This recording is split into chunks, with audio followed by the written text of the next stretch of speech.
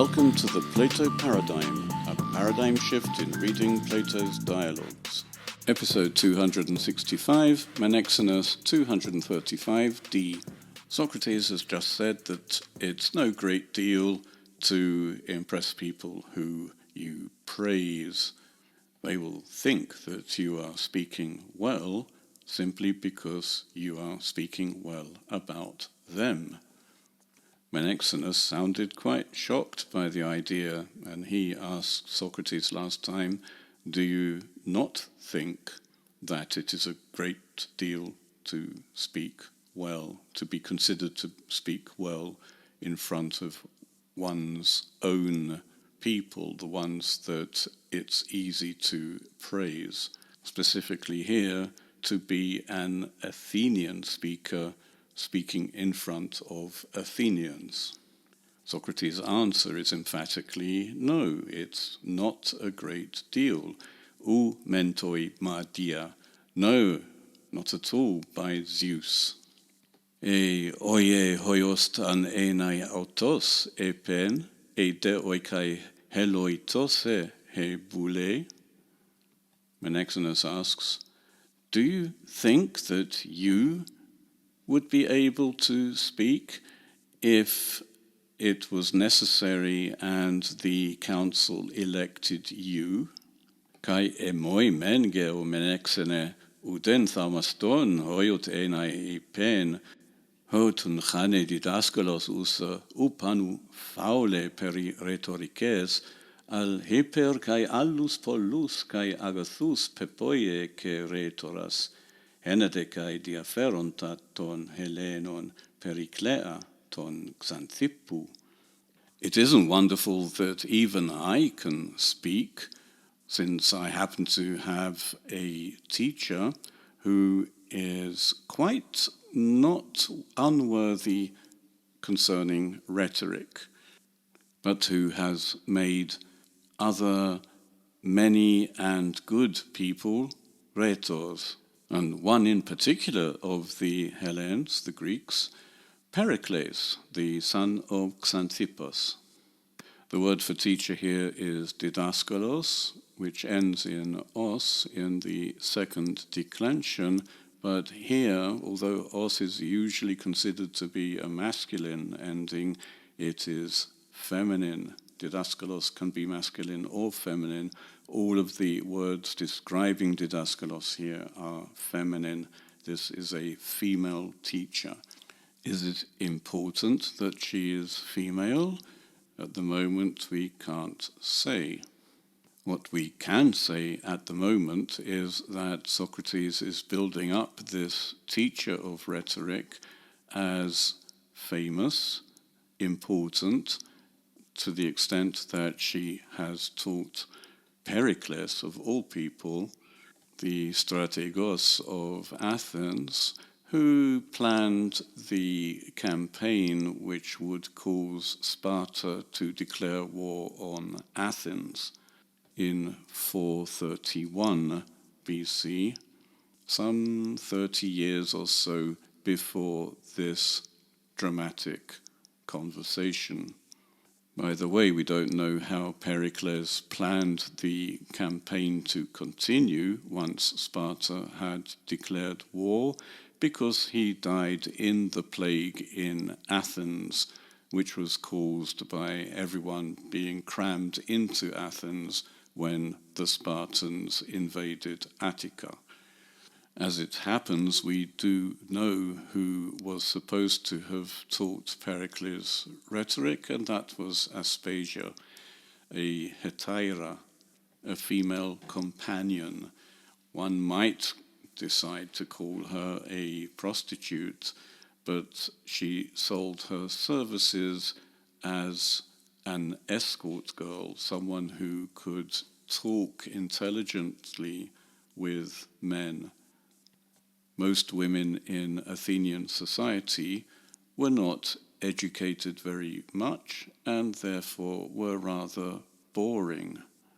Mentioning Pericles as one of her students seems to have been a heavy hint, and Menexenus actually gets it. Tis haute e delon hoti Aspasian leges. Who is she?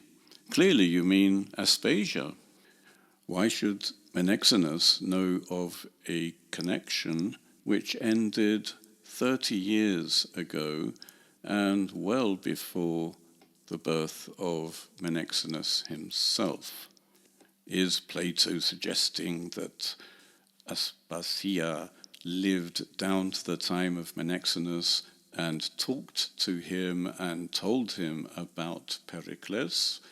Or is it at all possible that perhaps Plato is playing with history? To be more accurate, whether Plato's Socrates is playing with history. We should add another hypothesis that all people who study rhetoric and the history of rhetoric would, of course, mention this historical fact that a hetaira actually taught Pericles rhetoric. I find this possibility a little remote because it wasn't a fact. This is simply malicious rumor. But we should still entertain the possibility that malicious rumor does tend to hang around and would have reached the ears of Menexenus. So far as this dialogue is concerned, it is the case that Socrates drops the word Pericles with the intention of having Menexenus pick it up and ask about Aspasia.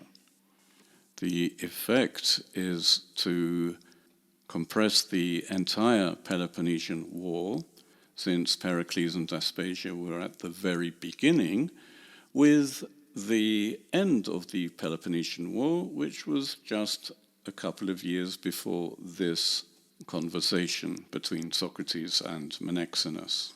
If we accept that the hetaira did teach many and good people to be rhetors, there is no practical reason why she couldn't teach Socrates as well, although Socrates would not have been able to pay her the sort of money she could expect for her services.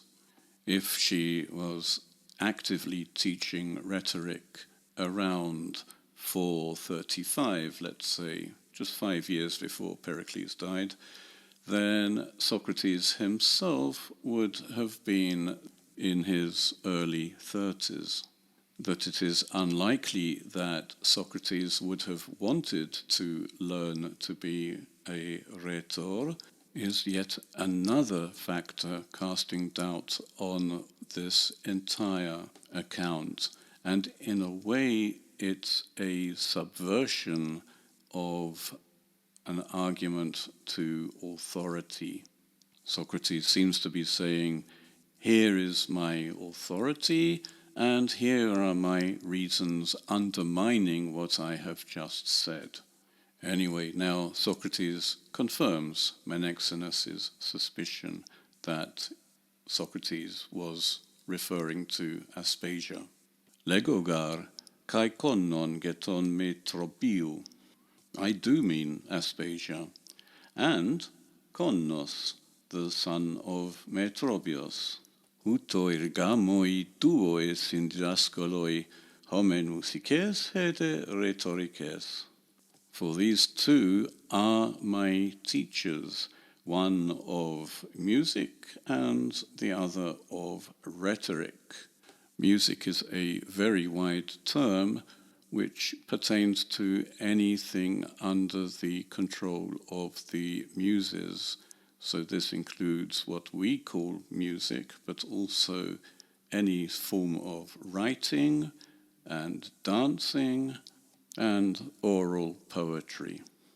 Connos was not a famous teacher, and we should compare that or contrast that with Aspasia, one of the most famous personalities of that period, and one of the most unlikely teachers Socrates could possibly have had. To add to the implausibility, Socrates is portraying both of these teachers as still teaching him. It would be nice to think that Socrates is simply emphasizing that learning should never stop, but one should not study only with one person in a particular field. That's already a problem. And on top of that, it's unlikely that this is true. On the other hand, this does tie in with what Socrates has been saying about the rhetores, that they practice continually for years, and for that reason can give a speech at a moment's notice on any subject to any audience, not because they have prepared speeches, but because they are prepared to give speeches. Hutomen trefomenon andra, uden thamastonde non enai legen. Well then, it isn't amazing for a man brought up thus to speak terrifically, or to be a terrific speaker. Ala kai hostis emu kaki on epaidiuthe, musikenmen hupo lampru paidiuthes, rhetoricende hup antifontos tu ramnusiu, homos can hutos hoiost eie Athenaius ge en Athenaios epainon eudokimen.